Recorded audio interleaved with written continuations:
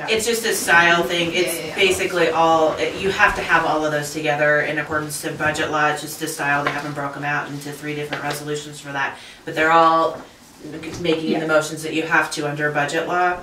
And by adopting the budget, you're also approving the rate increases for the water and sand and the ALS. For this year? For 2013. Yes, 2013. Mm-hmm. Yeah. Martin has made a motion. Kyle wants to second. Is there any other discussion?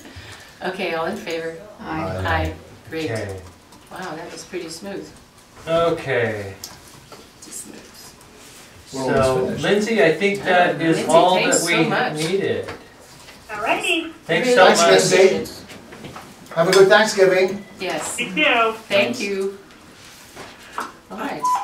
I have a question that I can save until... No, this is a good time. Okay. What does it take for the board to raise the mill levy? It takes just a motion and adoption of a resolution for them to do that. We have to certify it by December 15th of every year. So they can't come back in January and say, oh, we wanted to increase the mill levy. They have to wait until the next budget year to do that. So they review it on an annual basis with the budget for the ensuing fiscal year. And so, we did not raise it this time. Right, I noticed that. Is there any cap? There is not a cap for this district because it was organized so long ago. There's not a statutory or service plan cap for this district. So thank you. Anything It's else? scary, actually. Scary news. it is, but I mean that's why you elect. I mean, at least having people from your community on the board is probably a little bit. They're all different taxpayers too. Right. Yeah. Well, and they live here and they're paying it Well. versus a developer, you know, that is trying to develop it. But caps weren't in place in the 70s when this district was originally organized, and you see the caps incorporated into service plans now. Now there's always 2 sides of that. You get better rates from the bondholder because they know it's unlimited, but there's also more risk to the property owners in the event that the market crashes or these guys go rogue and decide to raise your mill levy. There is a limit on your debt service though, where it has to be capped at 50 mils for your debt. That's a statutory limitation. So there's a little bit of protection on the debt side by statute, but on the operational side, you guys are unlimited. So. And if this board was to raise it, unlimited number, I would get a recall vote. Against you. Thank you. Thanks. Okay. So we can How about if we Shall we finish operations? We come have back to one thing that, operations. Yes. is that okay by you, Stephen? Uh, It was the yeah, that's staff fine. schedule? I would feel more comfortable commenting on that in an executive session. Oh, absolutely. Okay, Please. so we'll do that. Okay. So is there anything else from your? No? Okay. I have to get used to this 8 o'clock time. I know, right? Because you get so much done. So Marcus is at 11. Well, he could probably come in a little earlier, but Brad's supposed to phone in at 10. We should No, do as we're much supposed to tell them public if we need stuff it and then as we text can them. That's right, while yeah. they're here. Okay. Is that all right? So, We don't. I don't think we need. I mean, we can go. There are only 2 things on capital, so I don't know that we even need Brad to Correct. explain those, right? no, but we do have an agreement that I assume we need to. We have 2 agreements: the Craig Electric for the phase monitoring, and then the Timberline for the SCADA, which we just talked about. Stephen, I don't know if you want to review those, or do you want us to get Brad? I think it would be good to have Brad give a final. He's not available till 10, so. Okay. Do you want me to have him call in at 10? Yeah. Yeah, we might as well. He's been intricately involved in this. Okay. Bless you. So we can continue on with, my turn. That's right. with capital. I'm sorry, with financial. Did we do more? Yes, we did. The next item is to discuss like grant funding applications and research. So we did get a grant for preliminary design for the Stables lift station. So we were awarded $5,000 from the Department of Local Affairs. Yes. That's great. So that's money where we have to match it dollar for dollar, but we can use that money for our site application process, which is something we have to do no matter what. So we can use that money to help defray that cost.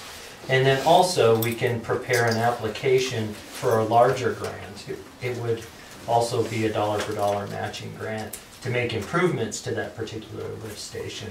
Now, the reason this one comes up as an issue is because it was never properly permitted with the health department. So this is helping defray the cost of getting that done. And then it's in need of improvement, like many of the facilities here, and it's a good candidate for those grant monies because we have an issue with it, with the health department saying, hey, you've got to do something about this. So because it's been targeted that way, we have a good opportunity to apply for grant money. So Brad with Olson Associates is helping to prepare the design documents for the application and also for the permitting. And we'll use that $5,000 for that process, and then we'll see, we may qualify for additional grant funding on that facility. Good. So that one's moving along. The only other thing is I still want to pursue a grant with the Colorado Water Conservancy Board for potential use with funding of procurement of water rights. So we'll work toward that, and that's something that I've been in contact with them. Problem is we still have kind of a lot of up in the air with that whole thing, but maybe we can get some help from them as well. I'll continue to work with them and pursue that. So that's what that's the latest on the grant funding opportunity. Are there any grant, given it's a green project that we're going to use $106,000 of our money, Yeah, are there some bodies that are offering really big? you can't And because it's we're got to be using our money. Okay. yes because we're using it to pay a fine, so you can't Okay. defray that with grant. Okay. We tried that. Because we thought the same thing. We're like, oh, this would be so great. And they're like, yeah, nice try. It's cute that you would think that you could try that. Well, you can't get you can't get a yes unless you ask. That's right. Worst they can say is no. Yes, you got half a chance. That's right. That's right. That's right. Right. Well, maybe That's how I not feel quite about the yet. lottery. You never buy a ticket, you'll never win. That's right. That's right. I never win anyway, but Not yet, anyway, right? It just needs to get big enough. that's right. That's what you're waiting for. So that's the report on the grant funding. Right. We can move on to the consideration of the approval of the 2012 audit engagement of Wagner Barnes. So they're the auditor that they've prepared our audit for the last 2 years, and they're familiar with the district's books. We switched to Wagner Barnes from McMahon Associates because they're a little less expensive. And you know, $8,400 is still a significant expense, but they are that's pretty reasonable, I would say, for the complexity of the accounting for this district. You know, since we're an enterprise district, you know, we have an enterprise fund, we manage revenues and property taxes, so we've got several funds. It's a complicated accounting system, so I think that's a very reasonable number, and they're very good accountants. And I would recommend that you use them again. There's no good reason to change, and they're up to speed with what you've got going on. I make a proposal then that we engage Wagner Brothers to perform the 2012 audit. A second? I'll second. Great. And I have a question. Do you want to do that first? Well, that's our discussion. Well, yeah, you know, it won't affect, I think we absolutely go ahead, but would you explain, in the first paragraph it talks about, it says, if the district elects to omit the MD&A, which is the management discussion and analysis, as apparently we have in prior years, our report will contain a statement that it has omitted MD&A. Would you explain that and the implications of that in 50 words or less? The management discussion and analysis, we really don't do for any districts. None that I manage, Can anyway. you tell me just what it would be? And it would be an explanation of what the funds are and what they're for and that kind of thing, and just kind of just to explain in the audit, okay, these are our funds, here's what they're for, here's our revenue sources, and The audit kind of does that anyway. it's in there, but it's not a statement on the part of management. Okay, And okay, I so got that distinction. We don't do it.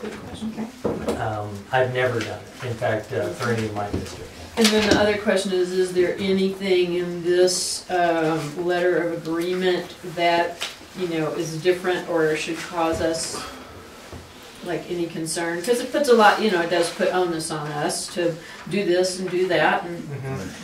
And That's his standard representations. Okay. They have to know that they're dealing with factual information before they can give a clean opinion. And We any wanna auditor would require. Authorize Jennifer to red mark this thing? No. Oh, I look at them all the time, but No, I just. No, but I just question. No, actually, I assume that they have read it, Yeah. and that's why I asked that question. well, and to keep in mind, that's not a Wagner Barnes requirement. That's every auditor is going to Yeah. require that Oh, you give yeah, them yeah. the information sufficient for them to do the audit, and that you're also certifying. They'll have you sign a disclosure, say a representation letter for the district saying that you have given them everything. You're not withholding information that would otherwise change their opinion or not make their opinion. So prior to 2008, when the audits were not Clean. is because we could not give them that You didn't even, information. you didn't even have financial statements. It was ridiculous for what you guys had. You guys had a lot of violations. So prior we to couldn't account for where 2008. monies went, how they came in, how they No were spent. records. Was it Eric? Is it Eric? Eric Barnes. I know it probably goes without saying, but when he came down to interview me and the office staff, he mentioned that one of the reasons that they like to do the audit is because of how clean the accounting comes from SD&S. Yes. So that's attractive to them. Because it's very Thanks, you. Okay, so it's So when approved, we- so let's move on. Oh, Good. we have one more No, piece. yeah, we need to You were vote. first, you were second. We had the discussion, now all in favor? Aye. Aye. Yes, now we move on. And then I also just like to say how great it is being on the board, knowing that our audit and accounting is clean. Oh, Mhm. it's Yes. everything, it's Yeah. foundation To for, be able to trust those documents is fantastic. yes. Yep. Yeah, it's So, a huge. thank you, Mr. Ross. And it's a yearly thing. Yeah, You have every to year. do it. Okay, so I guess we're down to legal matters, right? I think so. Brad is gonna call in at 10, so, but I can get through some of this stuff before he calls in. The first one is your annual resolution. This will give you an idea of what we have to do on an annual basis in order to keep you in compliance with Colorado law. A lot of requirements as a governmental entity, and this directs all of your consultants, meaning your accountant manager and our office, to make those filings on your behalf in accordance with those deadlines. This is so we don't have to come back to you every month or couple of weeks and ask you for specific direction. It tries to streamline that, which also controls costs. So you'll see in there that it also designates your regular meeting date schedule. It also reconfirms that you guys receive compensation, that you guys, what your officer positions are. Any of those things can change, you know, at any time if you guys decide to, but this is something that we have to do at the beginning of every year in order to establish what those dates are, which is one of the requirements of statute. So you guys, for those who have been on the board for several years, have seen this every single year. We update it on an annual basis for any legislative changes or any additions. But for those who are new, it'll kind of give you an idea of all of the things that are required and go into keeping you just in basic compliance with Colorado law. It's a very good bedtime reading. So it is. I didn't need the financials last night. It's a little story of what you have to do Yeah. every year, and it's boring, I'm sure. But I didn't think of it some does ways give to you. spice it up. I know, right? I could throw a couple of spicy things in there, but it gives you an idea, you know. You should just to see It also also I know, right? I It also should. hires Jennifer in perpetuity. Right. I slipped that one in there. I think the board's already done Yeah. that. Slip that one in there. So unless there are any questions, it's a pretty standard, you know, kind of thing. We can't change too much, you know, other than if you wanted to switch up any of the positions or whatever, which we typically don't do until the election time, but you guys can change those at any time. I will tell you that I work with other firms, and I like the way Jennifer and her firm does this, because it just sets everything out at the front of the year. You don't have to come back and have meetings. It's a smart cost control measure. It's all set forth up front. Yeah, easy. So do we have someone who wants to I'll move move this? we approve it. Fantastic. I second. Discussion, I discussed it. you did. All in favor? I snored on it. You snored on it. The other thing